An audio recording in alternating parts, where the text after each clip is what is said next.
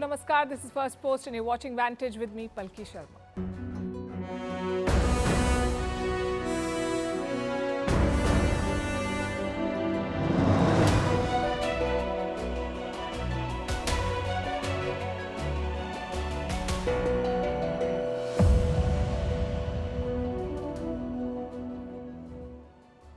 The biggest story of the day comes from North Korea, and the story is in the pictures. It's a Putin-Kim bromance, perfectly choreographed and timed. We'll tell you what happened in Pyongyang today and what the world should make of it. In India, the American delegation met the Dalai Lama and poked China with some harsh statements. Is it time for New Delhi to tweak its Tibet policy? We'll discuss. In Canada, they're celebrating a Khalistani terrorist in Parliament and exposing Western hypocrisy on terrorism. What should India do? A project to develop the Great Nicobar Island that would help contain China is being opposed by the Congress party. We'll tell you why. In South Africa, Cyril Ramaphosa takes oath as president again, but this time with a coalition government. In Kenya, protests over new taxes, hundreds of arrests and a rollback. In the US election, Joe Biden unveils a new Trump card, a new immigration program. And the story of Nvidia, how it became the world's most valuable company. All this and more coming up. The headlines first. Extreme heat kills more than 550 people during the Hajj pilgrimage, 68 Indians among the casualties. For the past few years, the pilgrimage has fallen during the sweltering summer in Saudi Arabia. The Hajj is one of the 5 pillars of Islam that all Muslims must perform at least once in their lifetime. In India, no relief for Delhi Chief Minister Arvind Kejriwal. His judicial custody has been extended till the 3rd of July. The Enforcement Directorate says it has proof that Kejriwal demanded millions in kickbacks in the now withdrawn liquor policy case. An ammunition depot fire in Chad kills at least 9 people. The fire triggered a series of blasts which shook buildings miles away. More than 40 people were also injured in the incident which took place in the capital. Chad is one of the world's poorest nations. Myanmar authorities arrest 22 people for marking the birthday of Aung San Suu Kyi. She's been detained by the military since 2021 after the junta toppled her government and seized power. Suu Kyi, who turned 79 today, is serving a 27-year sentence. And the European Union rebukes France for breaking the bloc's budget rules. It comes days before snap elections in the country where the far right and left have made lavish spending promises. This is the first time that France is in the EU's public spending blacklist since President Macron came to power in 2017.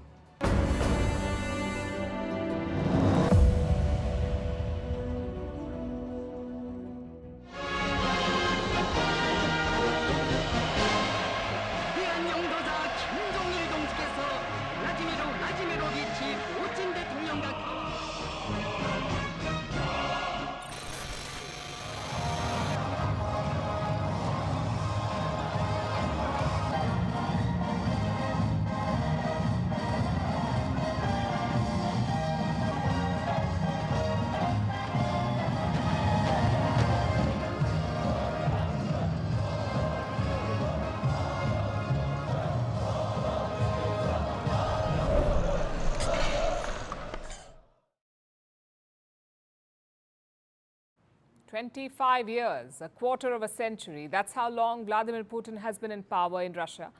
In this time, he's visited around 70 countries. He's walked many red carpets, but this one beats all of it.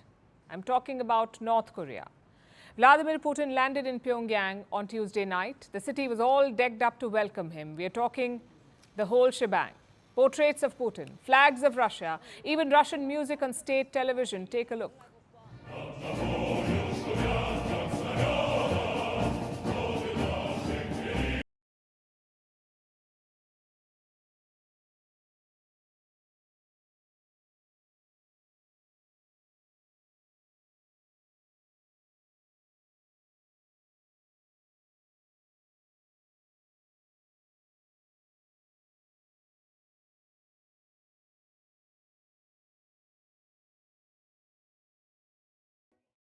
I guess it was to be expected. North Korea does not get many visitors, certainly not world leaders like Putin.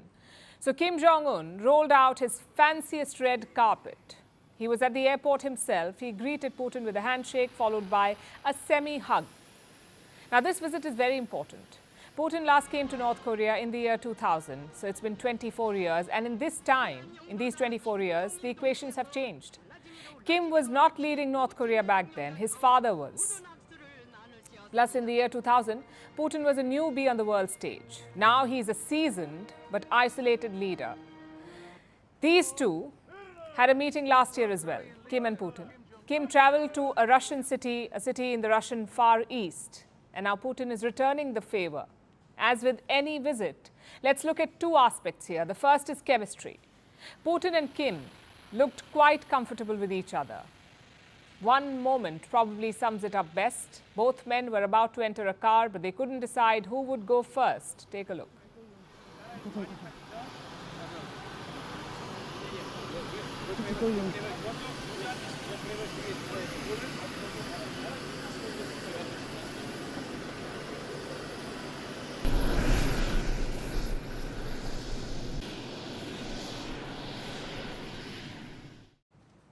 The pomp wasn't over yet. This is a two-day state visit by the Russian president, so the official welcome was still pending. It was organized at the Kim Il-sung Square. Again, the pictures were stunning.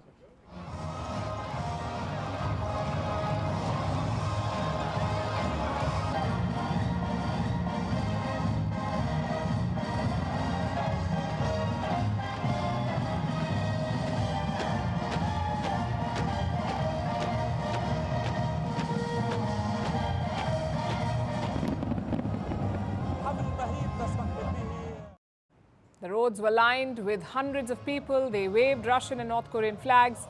In typical Kim style, everything was choreographed.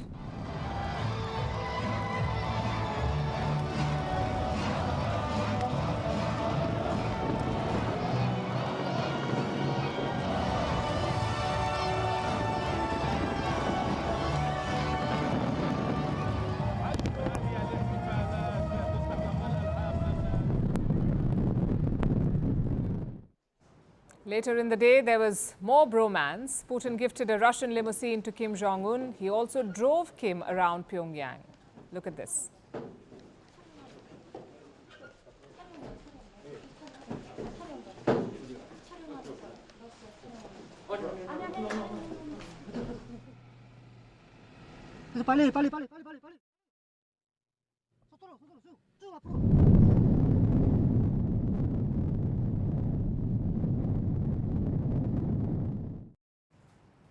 So we've covered the first aspect, the chemistry and optics.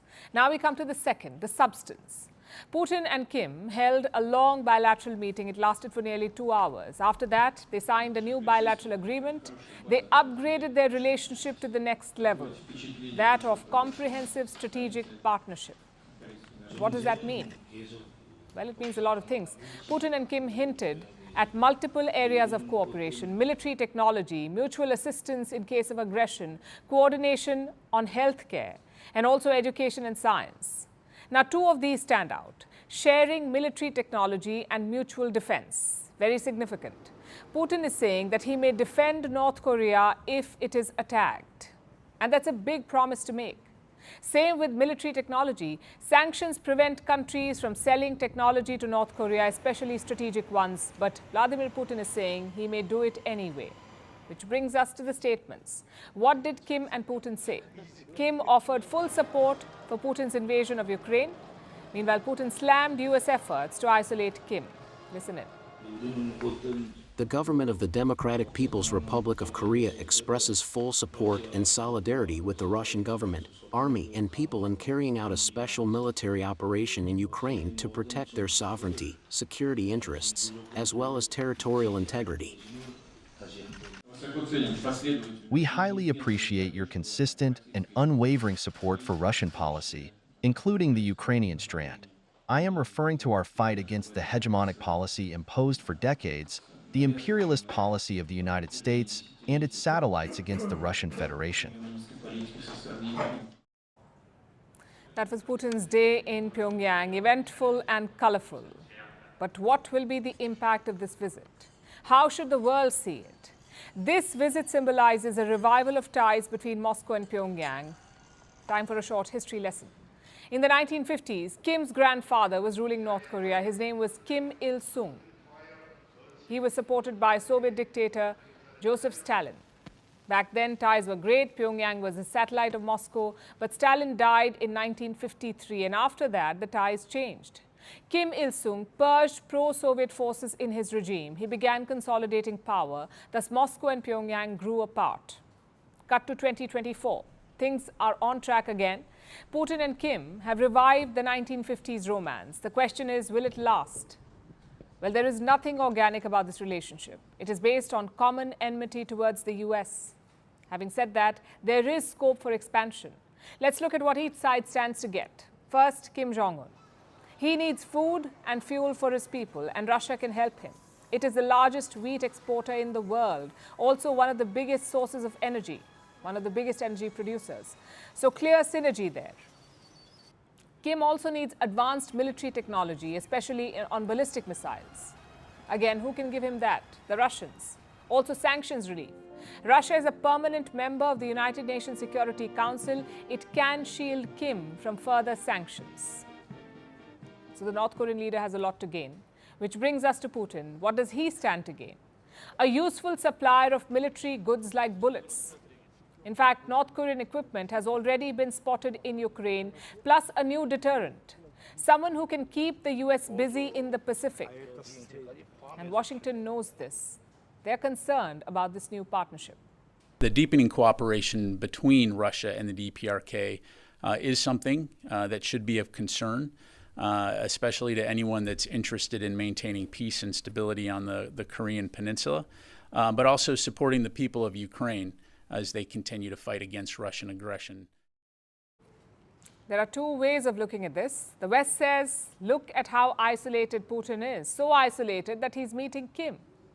But that's not how Putin sees it. For him, it's a strategy to counter the West. And for that, optics don't matter.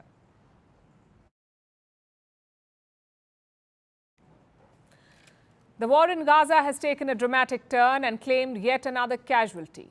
Israel's relationship with the United States. These two countries have been close allies for decades. America is Israel's biggest supporter, diplomatically, militarily, and financially. But now there's a rift, and it is widening. So much so that the Israeli Prime Minister is accusing Washington of withholding weapons, and Washington is said to have scolded Netanyahu.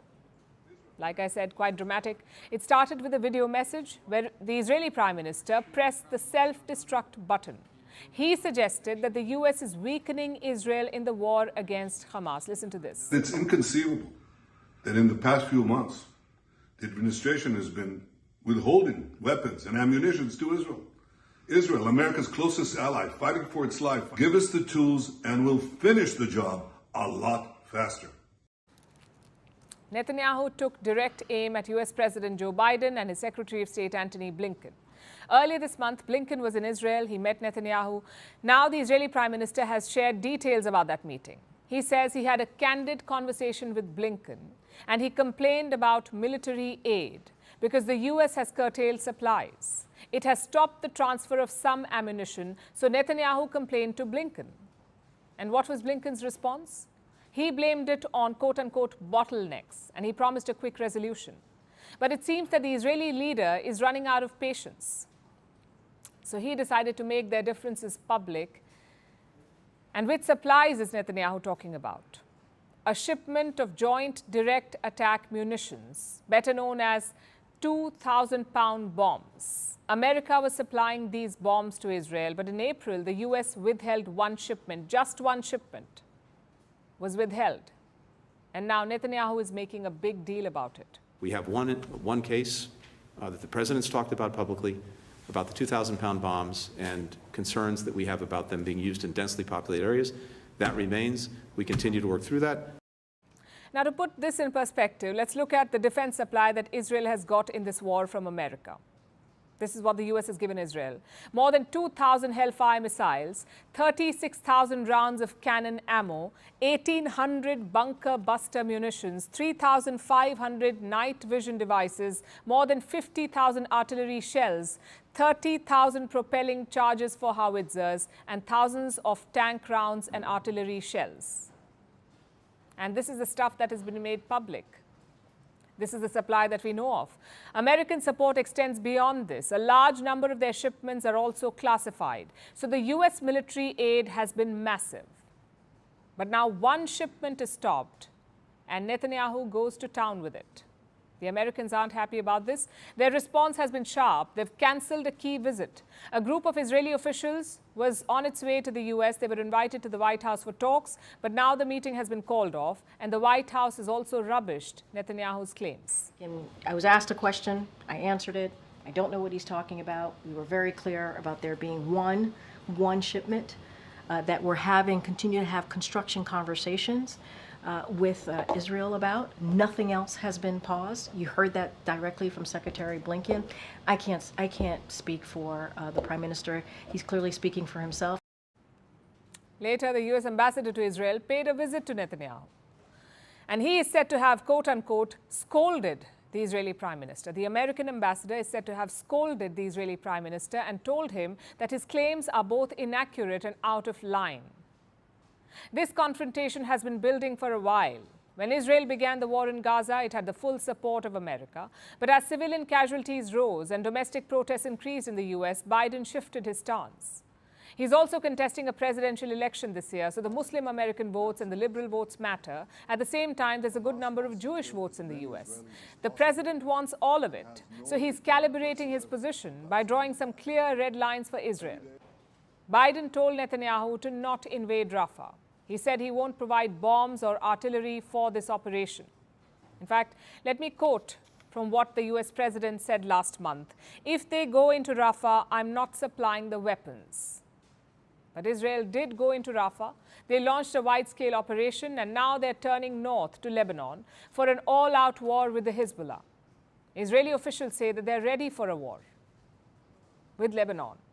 Washington has mobilized its diplomats. They're meeting regional stakeholders, trying to avert a wider conflict. We have seen an escalation over the last few weeks, and what President Biden wants to do is to avoid a further escalation to a greater war. That is the effort here. But this is a very serious situation that we are in. The US envoy says the situation is serious, but Netanyahu may not pay heed to America's appeals because it suits his politics. To openly take on Joe Biden, it boosts domestic support for Netanyahu, especially his conservative base. So what can the US leader do? Biden's options are limited. He could cut military aid. The US gives a lot of it to Israel, $3.8 billion every year, and even more during the war. Last month, the US Congress passed a bill for another $14 billion of military support to Israel, and one more proposal is on the table, a new weapons package worth $18 billion, including the transfer of F-16 fighter jets, around 50 of them, 50 jets. The deliveries won't be immediate. They could take several years, but the numbers are significant. And earlier this week, reports said that Washington may clear this package. But now Netanyahu is openly accusing Biden of sabotaging his war. Will this force a rethink in the White House? It's going to be a tough one for the US president. Despite the differences, Israel is a critical ally for the US, plus there will be domestic repercussions. Like I said, Jews are an influential vote bank in America. If Biden cuts support to Israel, it may benefit the Republicans. The other option is to keep supporting Israel and ignoring Netanyahu's outburst. But this could trigger a broader regional conflict, and that's the last thing anyone needs right now. So Joe Biden only has bad options, and he must pick one sooner rather than later.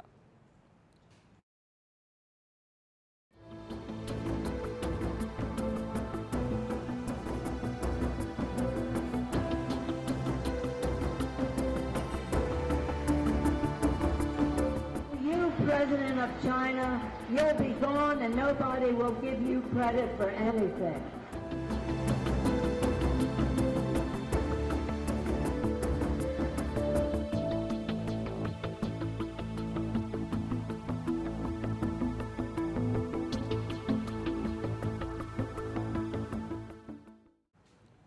Suppose you want to poke China. Who do you call? The answer is Nancy Pelosi. First, she enraged China by visiting Taiwan. Now she's enraging China by meeting the Dalai Lama. It's apparently her superpower. But jokes aside, she is quite good at it. Pelosi is part of a high-ranking U.S. delegation. They landed in Dharamshala in India on Tuesday, and today they met the Dalai Lama. We told you about this visit yesterday. The delegation has both Democrats and Republicans. Their aim is to show solidarity with Tibetans. I would say Nancy Pelosi went a step ahead. She did not just show solidarity with Tibetans, she launched an all-out attack on Xi Jinping. Listen to this. His Holiness the Dalai Lama, with his message of knowledge and tradition and compassion and purity of soul and love, he will live a long time and his legacy will live forever. But to you, President of China, you'll be gone and nobody will give you credit for anything. Strong words there. Pelosi says history will remember the Dalai Lama, but it will erase Xi Jinping. China certainly won't like that, but I guess that's the point. This whole visit is about poking China, about putting the focus back on Tibet. It started earlier this year with a new bill. It was passed by the US Congress in February. And what does it say? That China must restart talks with Tibetan officials. Now, just to be clear, this law has no bearing in China.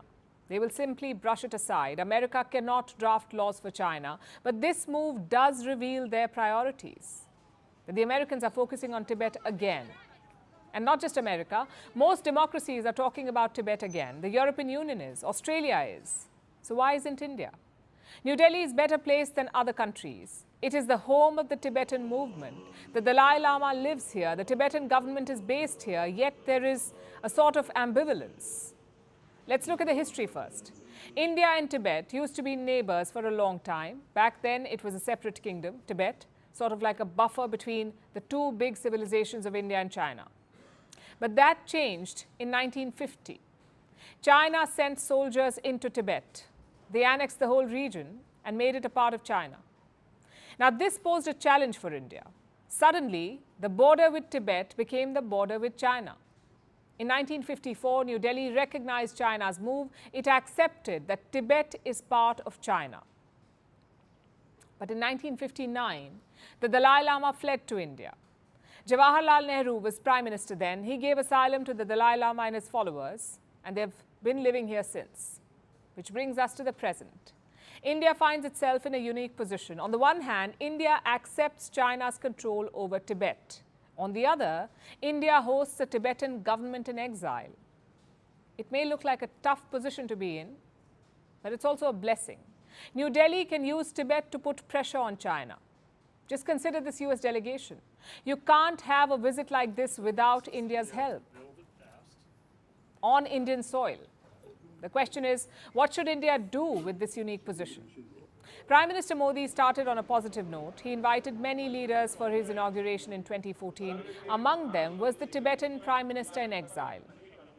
And it was seen as a message to China. But in 2019, there was no invite. In 2024, same thing, no invite for the Tibetans. But in between this, there was another positive signal. In 2021, Prime Minister Modi wished the Dalai Lama on his birthday. It was the first outreach from the Indian Prime Minister, the current Prime Minister, to the Dalai Lama. It came after 7 years in office. Since then, it's become a tradition. The Dalai Lama's next birthday is on the 6th of July. I'm sure Modi will reach out again. He should. But this time, maybe the Prime Minister should go one step ahead. Instead of a tweet, maybe he should meet the Dalai Lama. It hasn't happened in a long time. The last such meeting was in the year 2010. That's when the Dalai Lama met then Indian Prime Minister, Dr. Manmohan Singh. We say it's time for a repeat. China keeps claiming Indian territory as its own, so why shouldn't India poke back? Just look at New Delhi's policy on Taiwan. On paper, it's the one China policy, but India has slowly diluted it. After Modi won a third term in office, the Taiwanese president congratulated him. And guess what? Prime Minister Modi replied to him. If the Taiwan policy can be diluted, why not the Tibet policy? It's a question that India must think about. We are well placed to amplify the Tibetan movement globally, whether it's hosting conferences or inviting foreign delegations or including Tibet in India's diplomatic agenda. Morally, it's the right thing to do. Strategically, it's a good way to pressure China.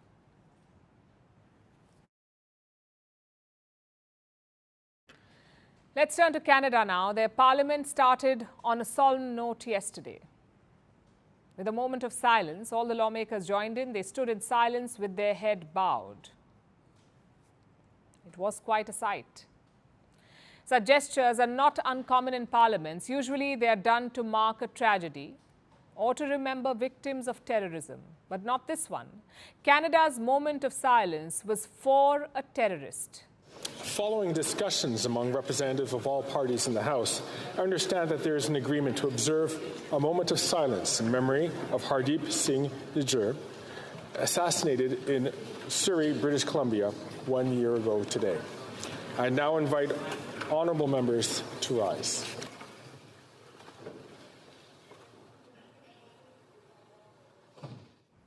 How about that? A moment of silence for Hardeep Singh Nijjar, a bona fide Khalistani separatist. A man designated as a terrorist by the government of India. How can a democracy do this? It's bad enough to host and cultivate a terrorist. Canada has gone one step ahead. They're openly and officially mourning a slain terrorist. And it's not just Justin Trudeau's government. I hope you heard what the Canadian speaker said. All parties agreed to this moment of silence, meaning the opposition signed on. Imagine if some other country had done this, honored a terrorist in their parliament. The reaction would have been very, very different. But no one is questioning Canada. Nijjar wasn't some martyr who gave up his life for the country. He was a terrorist, a man of violence who met a violent end. Canada has tried hard to cover that up. Many news publications there called him an ordinary plumber.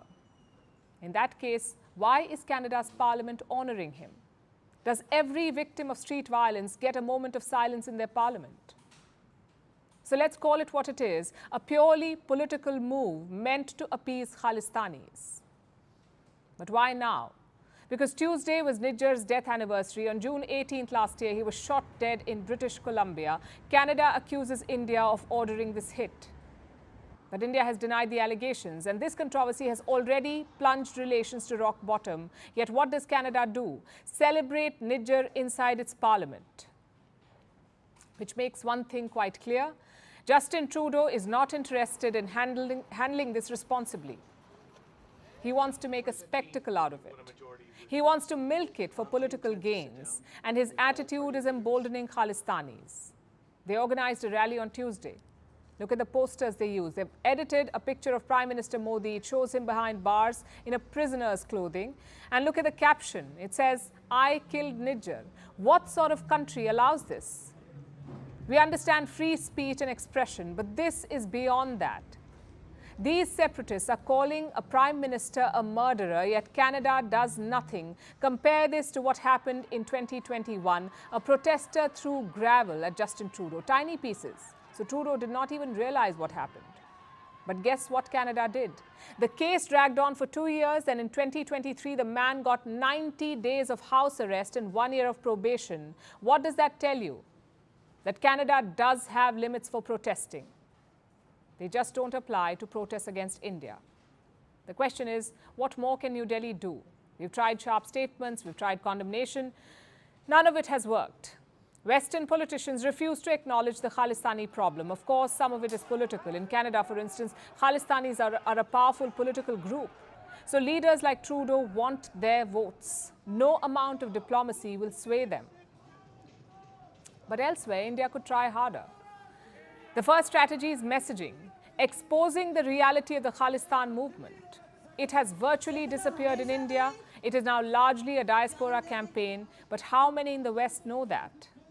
They think that Khalistanis have popular support in India, so it's important to set the record straight. And how do you do that? Perhaps through speeches and statements at bodies like the United Nations. India regularly talks about terrorism. It also accuses countries like Pakistan of playing politics around it. So why not name Khalistani terrorism too? Why not use global forums to raise awareness? There's a great opportunity next week. Sunday, this coming Sunday, marks the anniversary of the Kanishk bombing. Kanishk was the name of an Air India flight. It was flying from Montreal to New Delhi in 1985. Khalistanis blew it up. They blew up the plane. It remains the worst terrorist attack in Canada's history. Justin Trudeau may not talk about it, but India should. Which brings us to the second strategy, and that is building support. You can't take on such missions alone. You need allies. So India must build a coalition of like-minded countries. I'll give you a few examples. Sri Lanka. They supported India against Canada. In fact, they have similar complaints. Colombo says that Sri Lankan terrorists have also found a new home in Canada. Another example is Bangladesh. They too have the same complaint. An assassin of Bangladesh's founding father lives in Canada, but Justin Trudeau has refused to extradite him. Russia is another case. They say Britain is harboring Chechen terrorists. So why can't these countries band together? Why can't they question this hypocrisy? This is the only way to make the West act. India has a lot of goodwill in the global south. It is time to put that goodwill to use.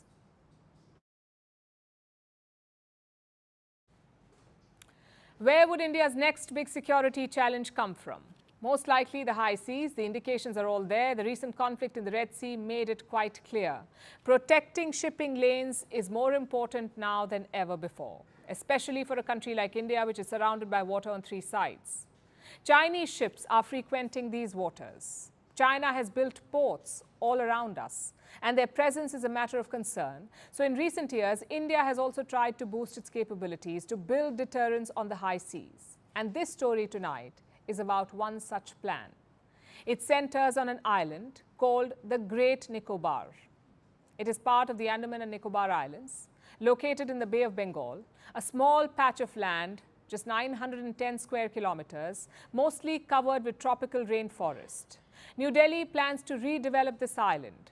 It's an ambitious project worth $9 billion, and infrastructure development is a big part of it. The plan is to build a transshipment terminal for ships, an international airport, and a gas and solar-based power plant on the island of Great Nicobar. The project could transform the island, turn it into a shipping hub, also a tourist destination.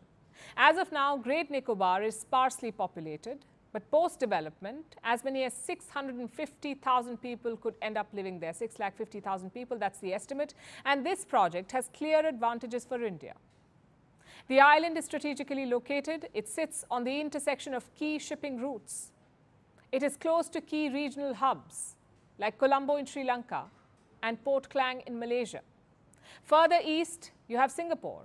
So developing this island, Great Nicobar, also makes economic sense for India. It could unlock a lot of potential. Plus, it would have strategic advantages, like keeping China in check. Let me explain with the map again. There are three choke points near Great Nicobar: Malacca, Sunda, and Lombok. Chinese ships transit through these straits. So this is a vulnerability for Beijing. By gaining a foothold in Great Nicobar, India can keep an eye on Chinese ships and their movements. And Beijing knows that it's a weakness for them. So in recent years, the Chinese have tried to increase their presence in this region. They've taken control of the Hambantota port in Sri Lanka. They're eyeing another port in Myanmar on the Coco Islands. It's barely 55 kilometers away from the Andaman and Nicobar Islands. Apparently, China wants a military facility there. So for India, having a presence in Great Nicobar is a strategic necessity now. But the plan has met with opposition from the Congress party, that is India's main opposition party. They want the project to be scrapped and the permits to be withdrawn. Why? The Congress party has expressed two concerns. The first one is about the environment. They say this project poses an environmental threat, and they cite a government report to make their case. Last year, the government had told the parliament that more than 900,000 trees would be cut for this project. Now, the Congress argues that this mass deforestation threatens the ecology of Great Nicobar. Their second concern relates to the local tribes. Great Nicobar is home to the Shompen. It's an indigenous community. India classifies them, and I'm quoting, as a particularly vulnerable tribal group. Reports say there are about 100 to 400 Shompen people in Great Nicobar. They are nomadic hunter-gatherers. They live in the island's rainforest. Very few of them have had contact with the world outside. The Congress says this project would violate their rights and that the tribals were not consulted about it. Will this force the government to step back? There are no indications as of now Earlier this year, India's President Draupadi Murmu had paid a visit to Great Nicobar. Reports say that she was given a presentation on the importance of the island. And this visit was also seen as a sign that New Delhi is serious about the project and it will move ahead.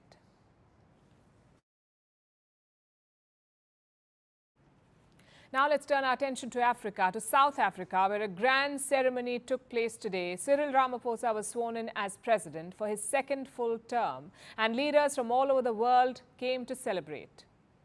But it wasn't business as usual in Pretoria, because this isn't the same Ramaphosa. He's now a humbled figure.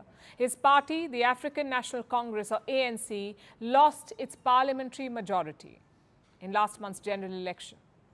So Ramaphosa now helms a coalition government. Today he acknowledged this fact. He acknowledged that South Africans have been disappointed by his party and he's promised to do better. Here's our report. The people of South Africa have stressed that they are impatient with political bickering and the endless blame game amongst politicians and political parties. They want us to put their needs and aspirations first, and they want us to work together for the sake of our country. Today, I stand before you as your humble servant to say that we have heard you. The formation of a government of national unity is a moment of profound significance. It is the beginning of a new era. Cyril Ramaphosa is back. Once again, he has taken oath as South Africa's president. It was a grand ceremony. You had marching bands and cannons being fired. There was also an air show. And of course, Ramaphosa's supporters were there, singing and dancing, celebrating their president's return. I'm happy that the African National Congress Party won regardless of what people were saying. Forward with our president, we love him very much. We are all here filling up this place for our president. We are excited that he is being sworn in today. It's his day today. To our president we say, Viva President Ramaphosa, viva. Normally, that would have been the common sentiment. The ANC has won every election in the last 30 years. But it is different this time around. The party didn't get an absolute majority on its own. So it was forced to form a coalition government with its biggest rival, the Democratic Alliance Party. No one knows how this coalition government will perform, especially amid growing opposition. Some of Ramaphosa's opponents chose to skip his inauguration, as though to send a message that he should expect a tough fight during this presidential term. It's a reality that Ramaphosa must accept, but that reality will set in tomorrow. Today was about celebrating his return. There was almost a festive spirit in the South African winter air. It wasn't a public holiday. The government was clear about that. But arrangements were made for visitors, for supporters who wanted to attend Ramaphosa's swearing-in ceremony at Pretoria's Union buildings. Free shuttle rides had been arranged to draw in the crowd. It seems that Ramaphosa wanted a packed house. After all, he had friends to impress. Leaders had flown in from around Africa. The presidents of Nigeria, Namibia, Tanzania, Zimbabwe, Mauritius, Angola, and the DR Congo were all present. They were all present on the main stage, next to Ramaphosa. Then you had South African royalty, who graced the inauguration with their presence, and also issued a warning. My biggest wish, one Uguti president, be honest. Honest, nothing else, be honest. Politicians, be honest. Don't gamble with the lives of South African citizens, because next time, they will not tolerate it. That may be the biggest takeaway from the whole inauguration. Beyond the pomp and ceremony lies a warning for the ANC. They barely managed to retain power this time, so they need to do better. They need to earn the people's trust back, or this grand oath-taking ceremony could be the last for the ANC.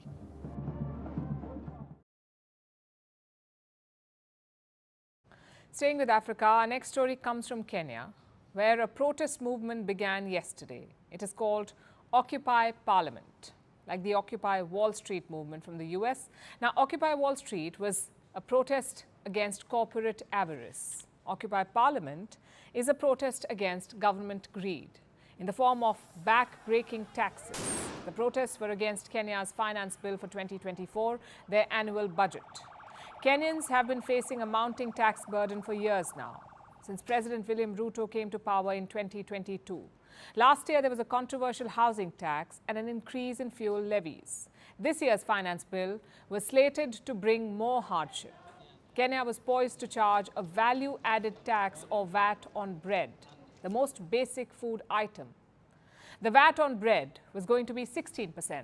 And that's not all. Ruto's government wanted to tax car owners as well, a recurring tax of 2.5% every year. Then there were taxes that just seem unethical. Listen to this. Taxes are high. My mom just died from cancer, and we can't keep raising taxes on cancer treatment. You heard they're raising taxes even on donations. Women have no taxes are being taxed. We can't even afford diapers for the kids anymore. There are no vaccines in the hospitals for the children. Ruto wanted to tax or raise taxes on cancer treatments, which are already unaffordable for most people. Disposable healthcare items like diapers and sanitary pads were also going to be taxed. These are already out of reach for the poor. The new taxes would have made them unaffordable for the middle class as well. This is why protests erupted in Kenya yesterday. The country is already facing a cost of living crisis. Things have been tough for the last few years, and every year the government decides to tax them further. So the people said enough was enough. They stepped out to reject the new taxes. Demonstrators made their way to the Parliament building in Nairobi to protest in front of their elected politicians. But they were stopped by the police, who fired tear gas shells and water cannons, also flashed their guns at the protesters and charged at them. Undercover officers infiltrated the demonstrations to get their hands on the protest leaders. It was complete chaos. Hundreds of people were arrested, but it seems that the protests had an effect, because the government has decided to roll back some of the taxes, the most controversial ones anyway. We have listened to the view of Kenyans, and we are all in agreement that there are two things that we must do. One of them is that we need to protect Kenyans from increased cost of living, and therefore the proposed 16% VAT on bread has been dropped. President Ruto also made a comment, a very roundabout comment. We have made proposals to the legislature. The legislature have interrogated those proposals. The public has interrogated those proposals. The public have recommended, through public participation, their feelings, their ideas, their suggestions, and because the people's representatives have listened to the people through public participation, they have adjusted the proposals from the executive. He sounds like he's praising Kenya's democracy. He says that public participation has made him rescind some taxes. But his police still went ahead and arrested protesters, which makes you wonder, is there something else planned? After all, Ruto is known to be relentless when it comes to taxes. Critics have compared him to a biblical tax collector, so it would be surprising if he backs down completely. There are already rumors that all is not as it seems. So the next few days will be crucial. Kenya's finance bill will be discussed in detail tomorrow in Parliament. Only then will the true extent of the new taxes become visible. So Kenyan protesters are getting ready to take to the streets again if the need arises. It's election season in America, and Joe Biden has a new trump card: immigration. Today, the US president unveiled a new immigration program. It could help almost 500,000 people get citizenship. The new plan targets undocumented spouses, that's people married to US citizens. It also affects young people, those looking for skilled work visas. Biden hopes that his new policy will rally his voter base, help him get some votes in the November election. But will it be enough against Trump's anti-immigration rhetoric? Our next report tells you. It was 2012. Barack Obama was gearing up for elections. And with your help, I've been keeping the commitments that I made. But it wasn't going to be easy. His immigration policies were isolating his voter base. Obama needed something new, something to convince his voters. So he signed the DACA, Deferred Action for Childhood Arrivals. It shielded millions of undocumented immigrants from deportation. Obama's move got cheers and it helped him politically. 12 years later, Biden seems to have taken a page from his book. This election year, he's unveiled a new plan. I'm not interested in playing politics with border or immigration. An expansive immigration program. Once in place, it might help almost 500,000 people get citizenship. And Biden says it's the right thing to do. I refuse to believe that to secure our border, we have to walk away from being in America. For that's generations have been renewed, revitalized, and refreshed by the talent, the skill, the hard work, the courage, and determination of immigrants coming to our country. So what is Biden's grand immigration plan? Well, it's in two parts. The first is about undocumented spouses, those who are married to US citizens. This new plan will allow them to apply for permanent residency, even citizenship eventually. But they won't have to leave the country to do it. Under the current process, undocumented spouses must go back to their home country to fill out paperwork for legal status. Biden aims to eliminate that. And like we said, his move will affect around 500,000 spouses of US citizens. Of course, there's a caveat. It will only apply to those who have lived in America for 10 years or more. These couples have been raising families, sending their kids to church and school, paying taxes, contributing to our country for 10 years or more. Matter of fact, the average time they've spent here is 23 years. The policy will also affect around 50,000 young people, those under the age of 21. These are people whose parent is married to a US citizen. The administration also announced guidance for DACA recipients, also popularly known as Dreamers. The new policy will make it easier for them to obtain skilled work visas. I'm announcing new measures to clarify and speed up work visas to help people, including Dreamers, who have graduated from U.S. colleges and universities, landed jobs in high-demand, high-skilled professions that we need to have grow to see our economy grow. It's the right thing to do. But will this translate into votes? Biden and Trump are currently tied in the latest poll. To beat Trump, Biden needs to rally his voter base, and immigration could be a key issue. A recent poll suggested it was one of the top issues of these 2024 elections. Of course, the two leaders have very different stances on immigration. Trump has a blanket hardline anti-immigration stance. He says if he becomes president, America will see the biggest deportation in the country's history. Biden, too, has been tough on illegal migrants entering the US. But he now seems to be recalibrating his stance. His official line is simple. He wants to fix the immigration problem, but not by shutting down the border, but making the process simpler. According to him, it will help unite families, boost the labor market, and even in turn help the economy. These are the fears my predecessor is trying to play on when he says immigrants, and his words are poison the blood of the country. When he calls immigrants, in his words, animals. Folks, I'm not interested in playing politics with border or immigration. I'm interested in fixing it. So immigration seems to be Biden's trump card this election. But will it work? And will it be enough to actually beat Trump? Well, we'll find out in November.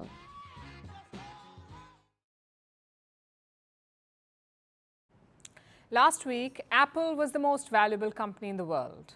This Monday, it was Microsoft. These are two of the most storied names in tech. But now the stock market has a new king, Nvidia, a chip maker based in the US. For the first time ever, Nvidia has become the most valuable company in the world. It is now valued at $3.34 trillion. Microsoft is at $3.32 trillion and Apple is at $3.27 trillion. Nvidia is on top.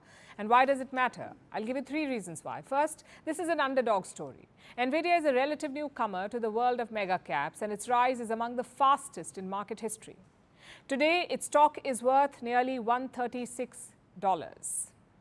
8 years ago, it was less than 1% of its current price. Second, Nvidia's sales and profits have surpassed expectations. Look at its blockbuster first quarter, with a 262% increase in revenue and a 462% increase in profits year on year.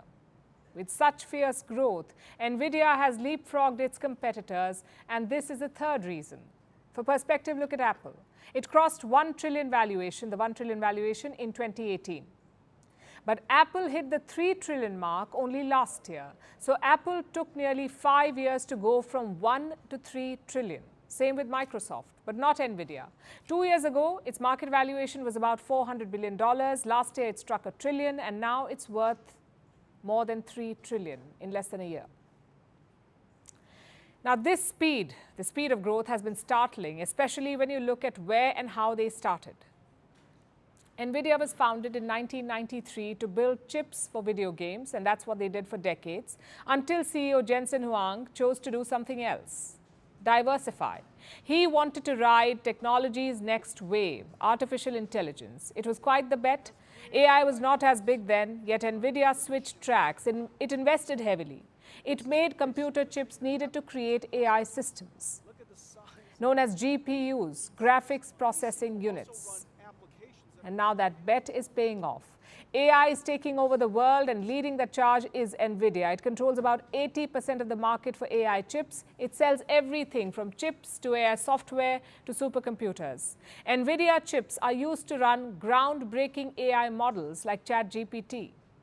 Tech giants are buying AI chips in bulk. All of them have deals with Nvidia. Microsoft, Amazon, Meta, Google. Simply put, Huang anticipated a gold rush and chose to sell shovels to the miners.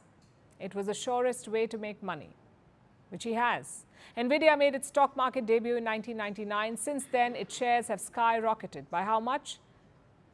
More than 591,000%. 591,000%. Let that sink in. This meteoric rise has made Nvidia a Wall Street darling, and its founder Huang the so-called Taylor Swift of tech. The 61-year-old is being treated like a rock star. Maybe his leather jacket is a contributing factor, but wherever he goes, crowds chant his name, they scramble for autographs, and they call it Jensanity. After all, Jensen Huang is now one of the world's richest people, with an estimated net worth of $117 billion. He's calling this AI rush the new industrial revolution. But some wonder if this growth can be sustained, and to others, this tech bubble is problematic because much of the chip power is concentrated in the hands of one man. Nvidia does have some competitors like AMD or Advanced Micro Devices. It is run by Huang's cousin. Maybe battling for chip domination runs in the family. But so far, no company has been able to eat into Nvidia's market share. Analysts say this won't change anytime soon, so Wall Street continues to adore its AI poster child. And AI heavyweights are betting on the company. For all we know, this could be the second AI bet that pays off for Nvidia.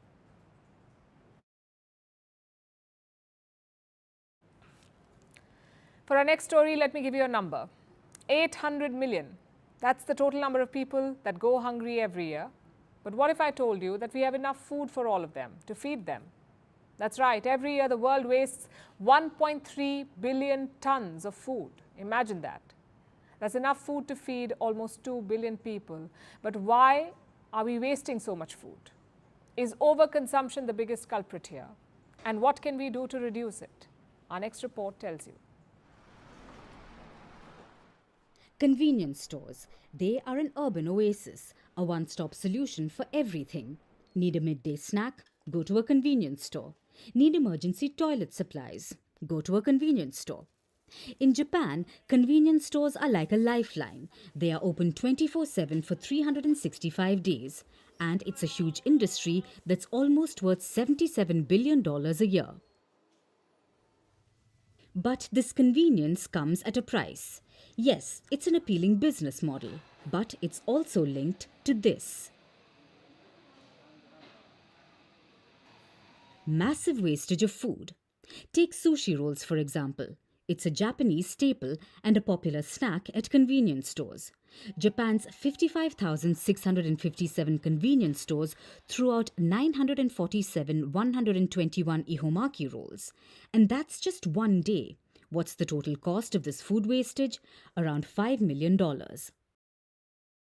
The problem here is the sheer volume. Convenience stores stock a variety of items because they must cater to every need of the customer. But that means a lot of this food is unsold. But unlike bigger shops, say a supermarket, they have less capacity. So they can't store much surplus, and that means more waste. Look at the numbers in 2020. Japan's major convenience stores threw away around $30,000 of food per shop. When you add up the numbers, it's staggering. Nearly $2 billion of food is thrown away every year. And it's almost ironic given Japan imports 63% of its food. But Japan is not alone in doing this. Food wastage is a global issue, and every country is guilty of it.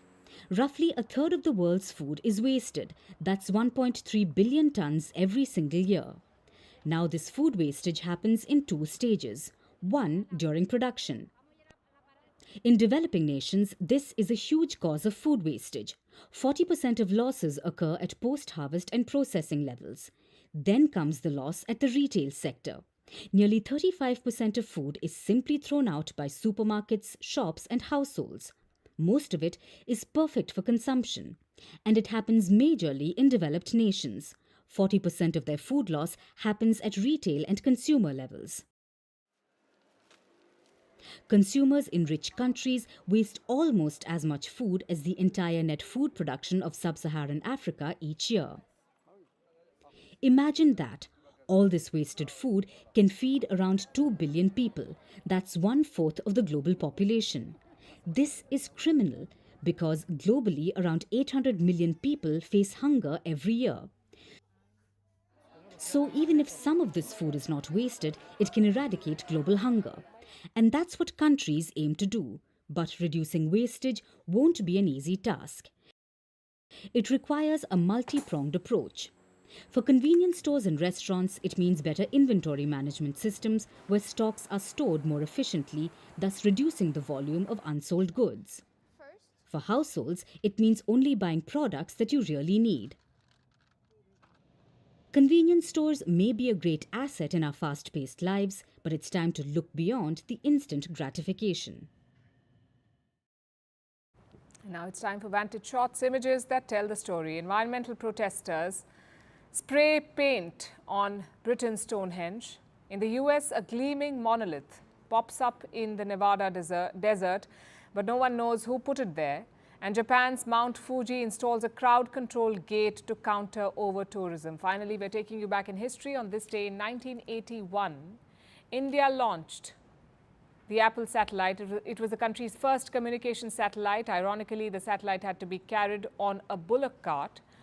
This was to create a non-magnetic environment that wouldn't mess with the satellite's antenna. We're leaving you on that note. Thanks for watching. We will see you tomorrow.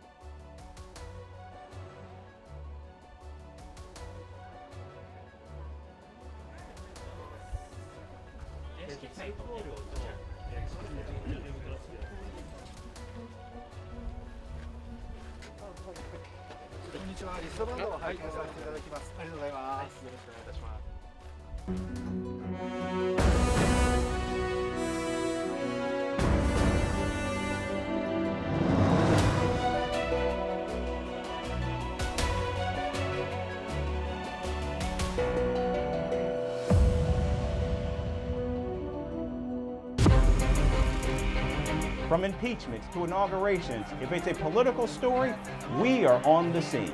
The race for the White House is heating up. We're beating Biden. How dare he say that? If it's breaking news, we're live with the latest coverage. From the White House, the State Department, and Capitol Hill, we know the issues, but above all, we know the players to bring you the latest in-depth analysis on all the key stories that we're covering. I'm Eric Ham. Join me from Washington here on Firstpost America.